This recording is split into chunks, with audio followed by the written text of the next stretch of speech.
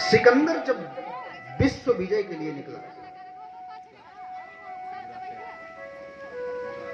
सपना देखा था उसने कि दुनिया जीत के लाऊंगा, और वादा किया था अपनी माता से, अपनी मां से, कि ये पूरी दुनिया जीत कर तेरे कदमों के तले रख दूंगा। आशीष लेकर के जब वह विश्व विजय के लिए निकलता है, तो कुछ दूर निकलने पर उसे एक संत दिखाई देता है, नाम डायोजनीस।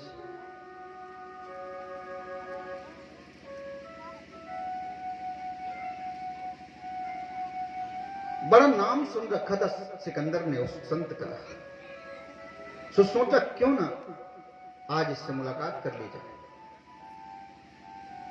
कई भूभागों को जीत करके, कई देशों को जीत करके आज जब वो उस स्थान से गुजर रहा था, नदी का पावन किनारा था, एकदम फक्कड़ संत वहां निवास कर रहे थे। डायोजनीस ने फौज फाटे को वहीं पर विश्राम दिया और कहा, जरा घड़ी भर ठहर जाओ, एक संत का मैंने नाम सुना है, जरा दर्शन करके आता। और कहते हैं डायोजनीस से आज मिलने गया सिकंदर। एक सिपाही को पहले भेजा, जाओ डायोजनीस से कह दो कि महान सिकंदर तुमसे मिलने आया है। जब सिपाही उस साधु के पास पहुंचा, उस साधु ने कहा, क्या बात करते हो? बोले, महान सिकंदर तुमसे मिलने आया है, चलो चलो उनके दर्शन करो, अपने जीवन को सौभाग्य बनाओ। डायोजनीस जोर से हंसा, उसने कहा, जो स्वयं को महान कहता हो वो महान किस बात का? जो ये कह दे कि मैं तो बहुत ऊंचा हूं, जो ये कह दे कि मेरे तो ये, मेरे तो ये, मेरे तो ये। कई लोग तो कहते, तो तुम्हारे जैसे हमने नौकर पाल रखे हैं। बोलो जय श्री कृष्ण। कितना अहंकार भरा हुआ। सिकंदर के पास वापस लौटा सिपाही और उसने कहा, महाराज मैं खुद आश्चर्यचकित रह गया। वो संत कहता है जो स्वयं को महान बताता है वो महान हो ही नहीं सकता।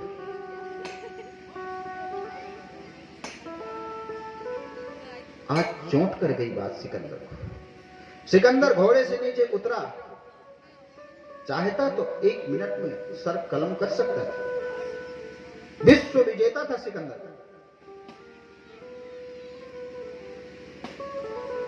आज एक फकीर की बात ने उसे झकझोर कर रख दिया।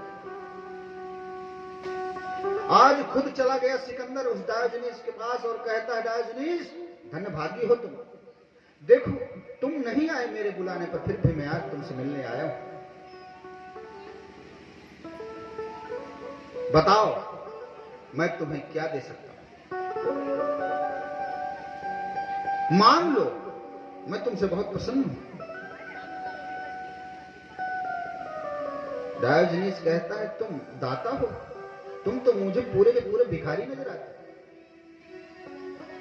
बोले कैसी बात करते? अभी इस बात के लिए मैं तुम्हारा सर धड़ से अलग कर सकता हूं।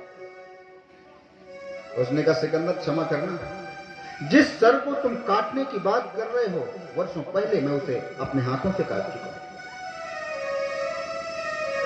और सुनो, क्या दोगी? क्या मांगू? मेरी कोई मांग नहीं। क्या चाहूं? मेरी कोई चाह नहीं।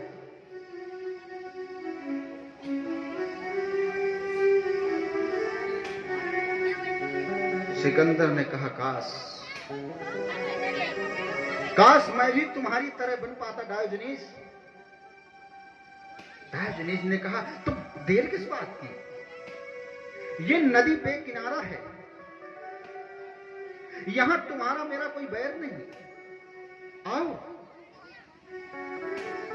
ये रेत का मैदान तुम्हारा स्वागत करता है। आओ अभी बन जाओ डायोजनीस, अभी इसी क्षण। सिकंदर ने कहा, अभी तो मैं यात्रा में हूं, अभी ना बन सकूंगा, किंतु यदि परमात्मा ने मुझे दोबारा मनुष्य बनाया तो मैं परमात्मा से कहूंगा कि इस बार मुझे सिकंदर ना बना, इस बार मुझे डायोजनीस बना। क्यों? क्योंकि तुम्हारी ये सादगी मेरे शहंशाहपन को फीका कर रही है।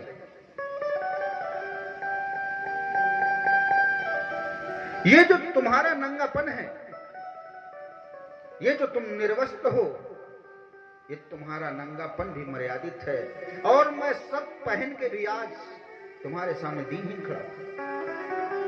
ये फौज फाटा, ये सैनिक, ये घोड़े, ये घुड़सवार, ये सब व्यर्थ हैं आज जब तुम्हारी ओर मैं नजर डालता हूं। ऐसा क्या पा लिया है तुमने? डायोजनीस ने कहा, मुझे आगे की कोई चाह नहीं, इसलिए मैं शहंशाह हूं।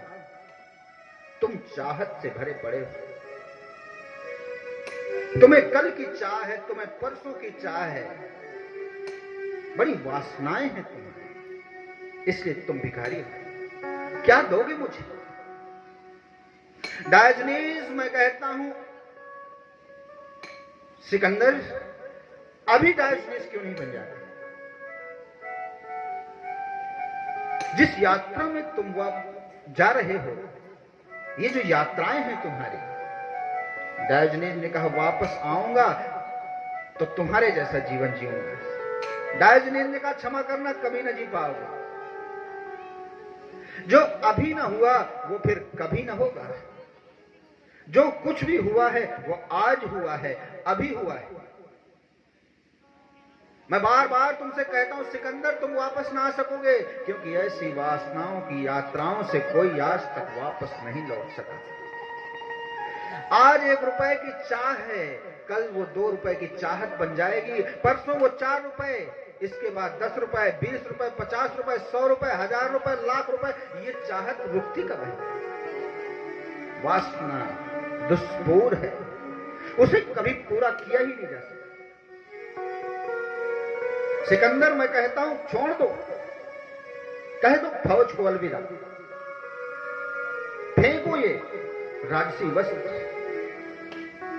नदी में डाल दो अपनी तलवार, अभी मैं तुम्हें डायोजनीस बना देता। देखो, मेरे पास खाने के लिए कोई पात्र नहीं, चुल्लू लगा के नदी का पानी पी लेता हूं। मेरे साथ एक मेरा नौकर भी था, तुम्हें पता है मैं कौन हूं? पहले मैं एक राजा था, मैंने संन्यास लिया तो भी एक नौकर पाल के ही लिया। एक नौकर मेरे साथ था यहां। एक दिन मेरा नौकर, अब नौकर को तो चाहिए पैसा, सिकंदर उसे मैं पैसा कहां से देता, सो वो मुझे छोड़ करके चला गया।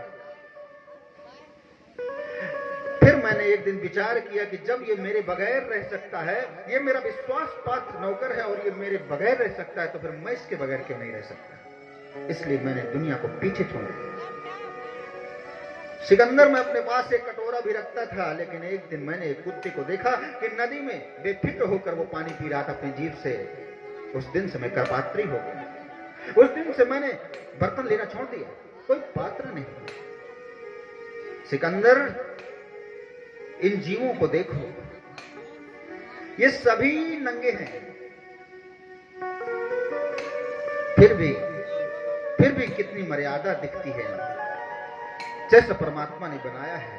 और तुम लाख कपड़े पहनकर अपने आप को ढककर भी कितने बदरंग हो। सब धन पाकर के भी तुम निर्धन हो। ये अपनी वासनाओं की दौड़ तुम पूरी न कर सकोगे सिकंदर। सिकंदर ने कहा, फिर भी मैं तुमसे बहुत प्रभावित हूं, अब मुझे रोको मत, किंतु आज मुझसे कुछ मांग लो।